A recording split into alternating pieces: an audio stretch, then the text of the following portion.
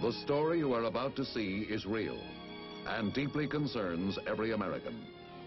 Take an area the size of New England, shift it more than 10,000 miles away. Put dense jungles, high mountains, narrow coastal plains, large swamps, and a broad river delta on it.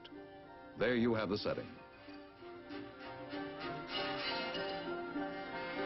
Some 15 million people with ancient culture. 95% are lowlanders of northern origin, but intermingled with other immigrants from the surrounding areas.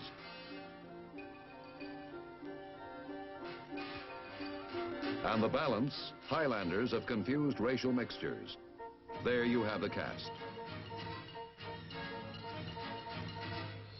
And the time is now. But what is America's part in this story?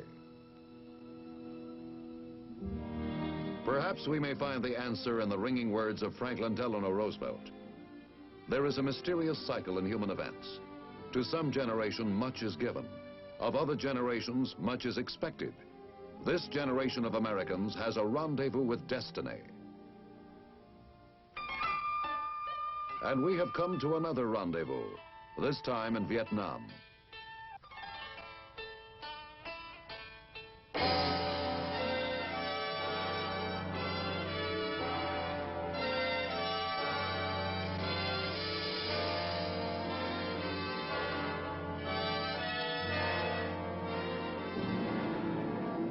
The origin of this rendezvous is complex. It begins perhaps in 1863, when the first province of what is now Vietnam was annexed by France. Within 20 years, the whole of modern Vietnam had become a French protectorate. The urge for national independence, which never died, emerged in force towards the end of World War II, and the communists took advantage of it. Thus, the returning French army found itself engaged in another war. But this was a war without front lines, and to many soldiers, seemingly a war without end.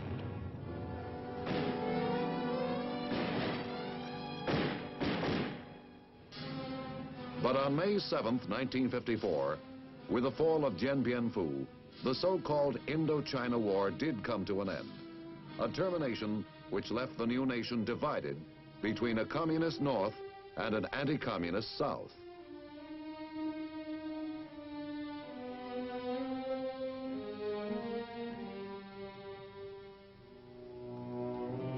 As the military forces of the communist North, the Viet Cong, began to infiltrate the South in ever-increasing numbers, the situation called for a major decision by the United States. Here was a government on our side, ruling a country with some of the world's richest rice fields and a strategic location affecting the whole of Southeast Asia. What began as a revolution for national independence had been converted into another battlefield of the Cold War through the coercive terror and false promises of communism.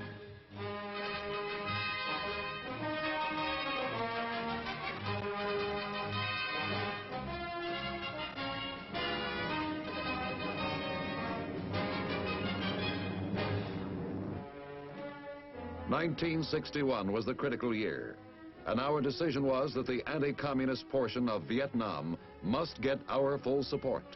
And so we came to Vietnam, Americans from the Army, the Air Force, the Navy, the Marine Corps, and civilians too, to advise and assist the government of South Vietnam. We face a rugged environment harboring an invisible enemy. Swamps, mountain, and jungle provide the communist with an almost impregnable fortress. The native population, persuaded by false promises or stricken with terror, becomes the enemy's human shield. And too often, the stolen fruits of their hard labor become the enemy's principal line of supply.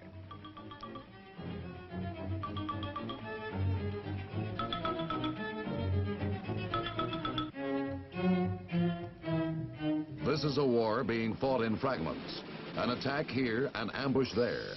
Yet like a broken mirror, each fragment reflects the enemy's total plan.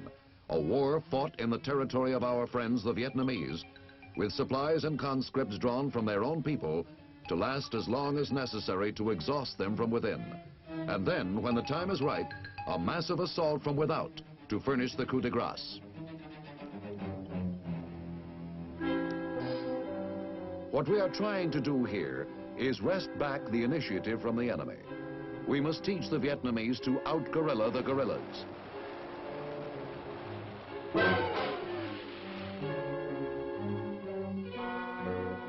With skills and tactics developed by United States Special Forces experts at Fort Bragg in the United States, Vietnamese Rangers now can match the enemy at his own game.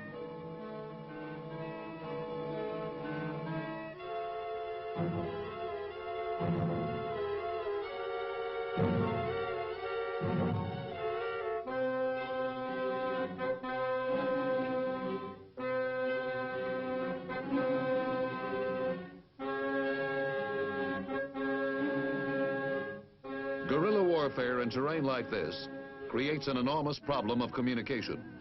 We are training the Vietnamese Signal Corps and equipping them with modern instruments, making it possible to maintain constant liaison between operating units and command posts.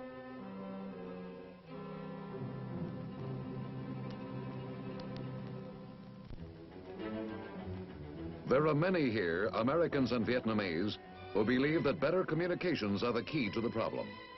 Their improvement is gradually depriving the Viet Cong of opportunities to apply overwhelming force to isolated villages and outposts, unable to summon help.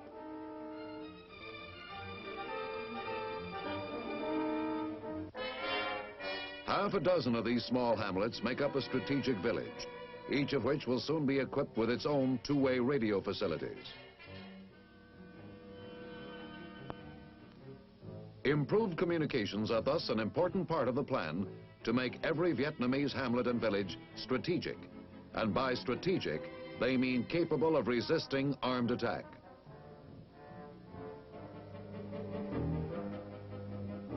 With speedy communication, retaliatory action against Viet Cong surprise attacks can be swift and pinpointed.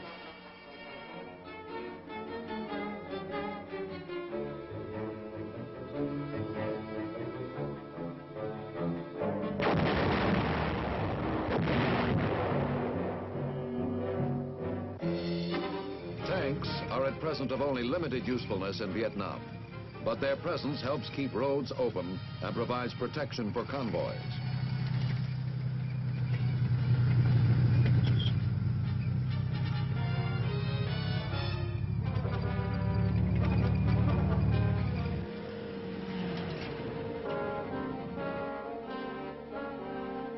Guerrilla wars have a habit of growing into full-scale national wars. While fighting the very different tactics of guerrillas, no new nation can afford to neglect the strategy and tactics of conventional warfare, an error which the Vietnamese are careful to avoid.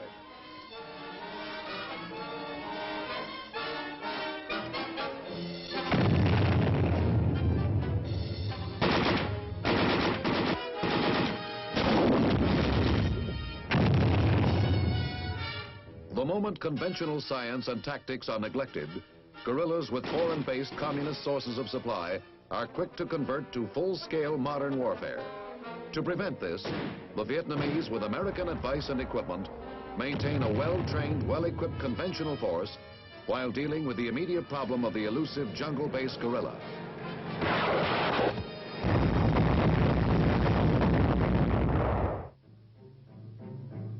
The different types of terrain in Vietnam have made the war into three wars.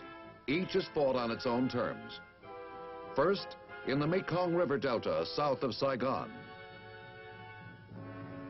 Second, on the high plateau and along the low coastal strips of central Vietnam. And third, in the jungles of northern mountains, which run into the area held by the Red regime of Ho Chi Minh. The rich and fertile land of the Mekong Delta is a flat country with 2,500 miles of waterways crisscrossing vast tracts of rice paddies and mangrove swamps.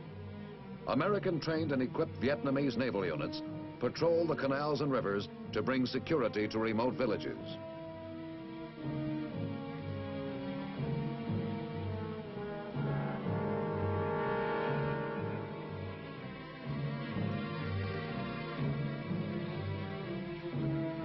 On broader waterways, larger and faster vessels are employed for such duty.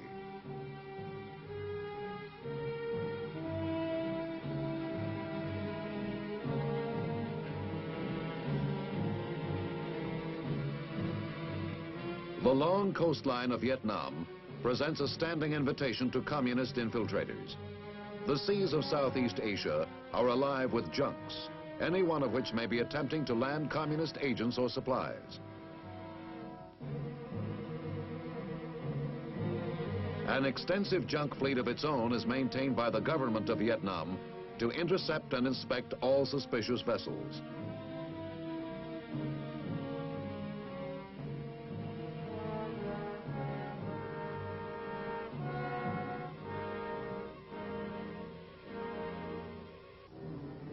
The Vietnamese Navy, though small, is also equipped with fast, modern naval vessels manned by well-trained crews.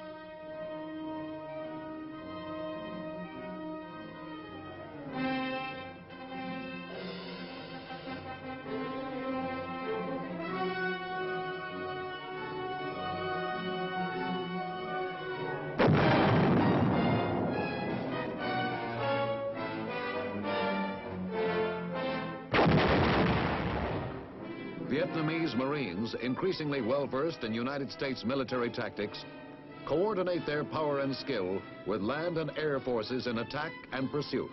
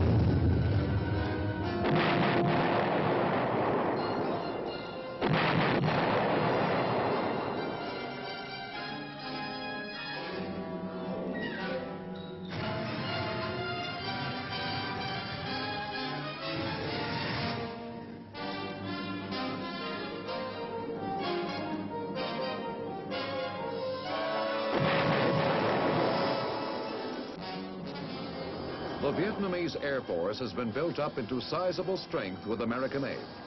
Their fighters support ground actions and control the sky.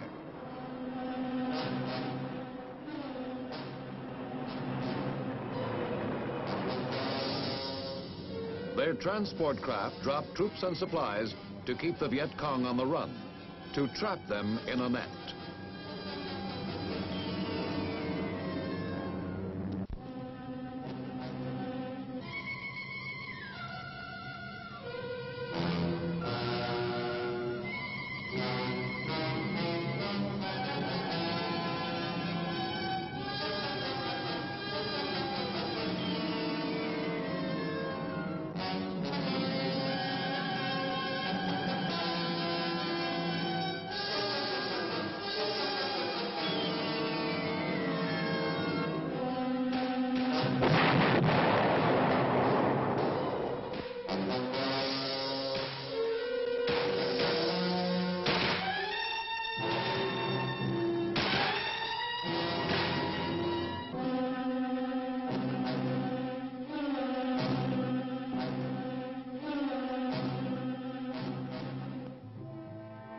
A new element of mobility has recently come into being. The increasing use of American transport helicopters has made the enemy reluctant to travel or attack in large numbers. With the elusive Viet Cong moving stealthily through the swamps from concealed bases, speed is of utter importance in tracking down the attackers. Helicopter operations depend for their success on close coordination between Vietnamese regular army personnel, local intelligence sources, and American pilots.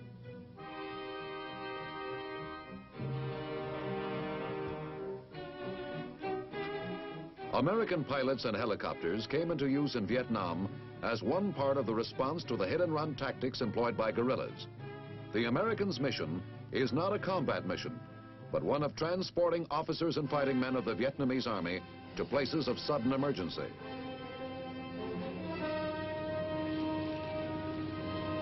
Often helicopters are used to lift hundreds of Vietnamese troops from their field headquarters to the scene of the crime.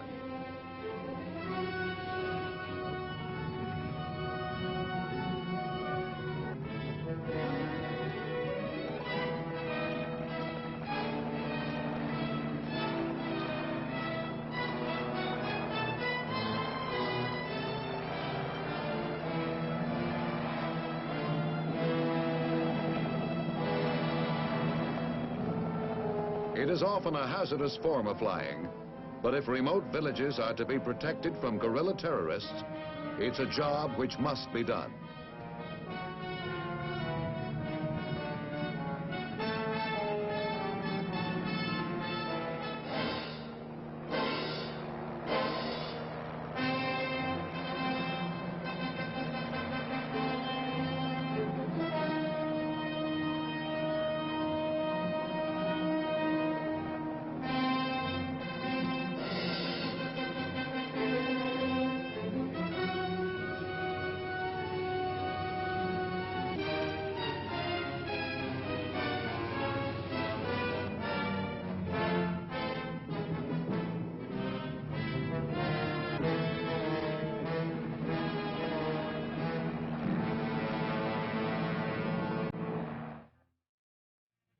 Although the communists can vanish by hiding in villages or submerging in canals with bamboo tubes in their mouths, quick action has often resulted in their capture.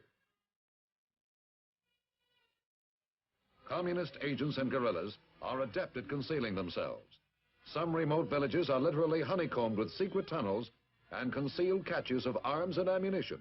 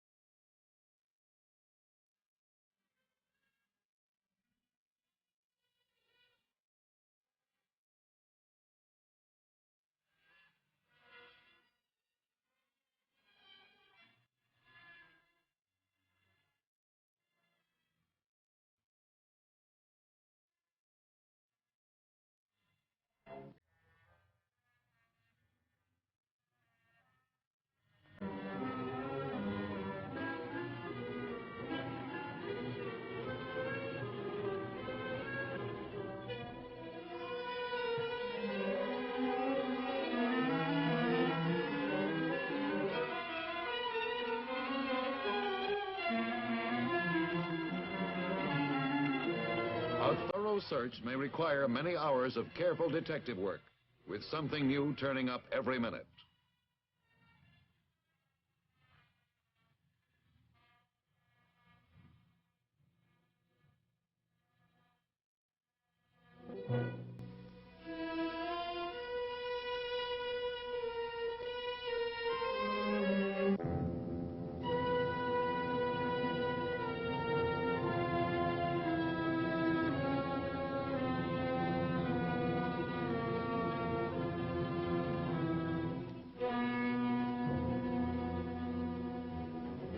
Helicopters also deliver supplies to isolated defenders in their mountain redoubts.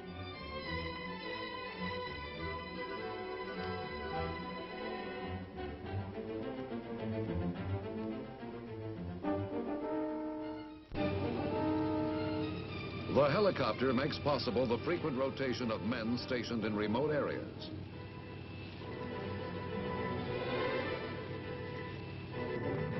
And for men in lonely outposts, baskets of chickens, ducks, and pigs dropped from heaven make all the difference between bare existence and a reasonable life. A most important function of helicopters and other aircraft is not only transport, but reconnaissance. For Viet Cong positions throughout the country must be continuously sought out and destroyed. In such probing operations, the casualties suffered by the Vietnamese have averaged only a fraction of those inflicted upon the enemy.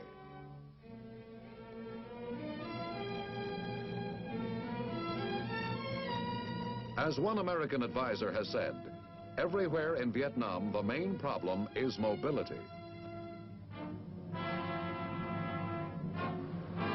As the Vietnamese Civil Guard becomes increasingly well-trained, they are able to free the regular forces for action in the field by taking over many of the static defense jobs.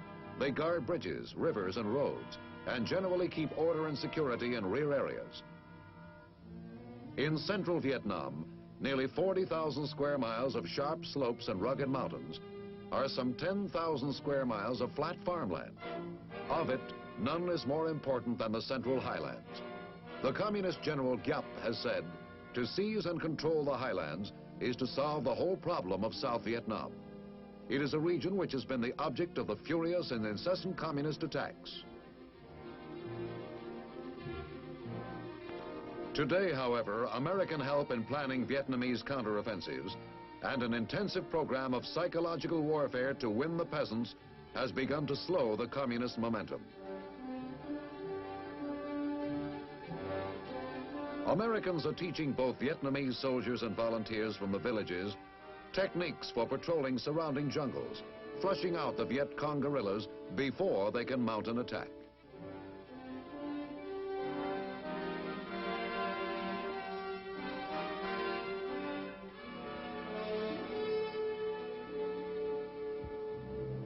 In the jungles of Vietnam, guerrillas do not depend entirely on smuggled or stolen weapons. Using local materials and primitive traps, they can make life extremely dangerous for the unwary traveler.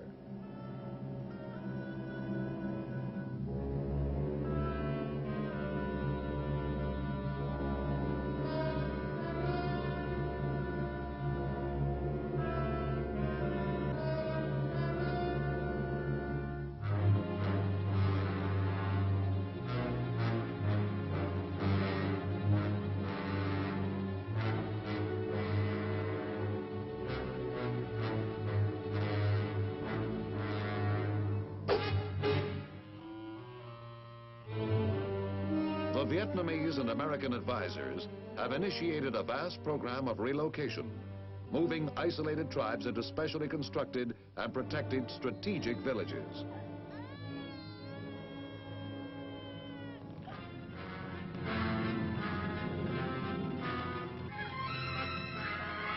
The arguments are strong enough, for the defenseless fall easy prey to communist terrorism.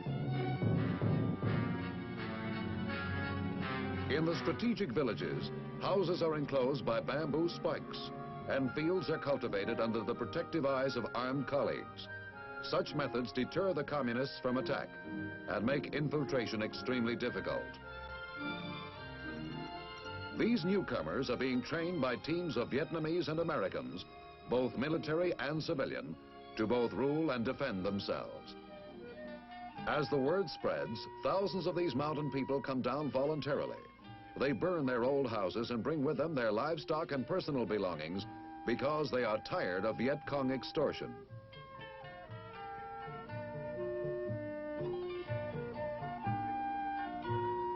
Today, even a number of Viet Cong guerrillas, originally dragooned from the peasantry, have deserted and returned after learning that their homes are now secure against guerrilla terrorism. But security alone is not enough. The people must also have something to live for, some expectation of a better life. So American advisors and the American-trained Vietnamese civic action teams are also involved in teaching such matters as hygiene and providing basic medical care.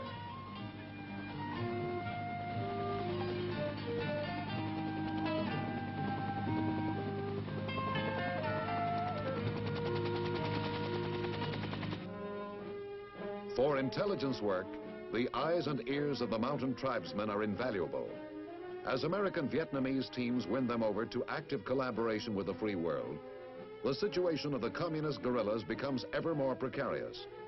Our largest effort, however, remains the technical military advice we give to troops in the field and to the faculty and students of Vietnam's excellent military schools and training centers.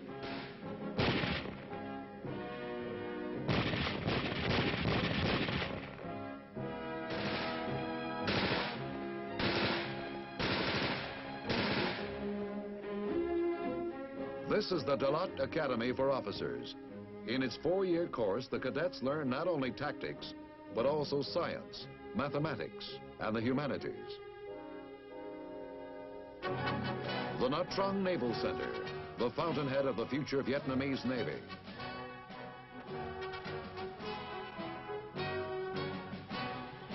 The Nha Trang Air Training Center, for training pilots, navigators, and ground crews.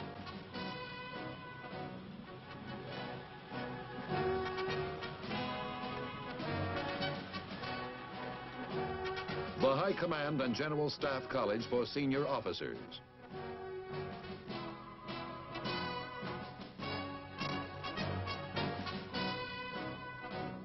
Perhaps the American Military Assistance Program will leave its permanent mark by helping in establishing modern military schools in this country.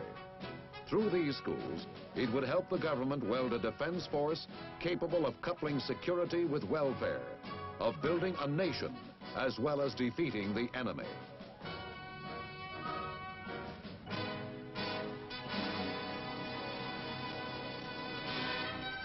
What leads us to our rendezvous with destiny in Vietnam is our deep concern with friendly nations everywhere, whenever they face communist subversion and aggression.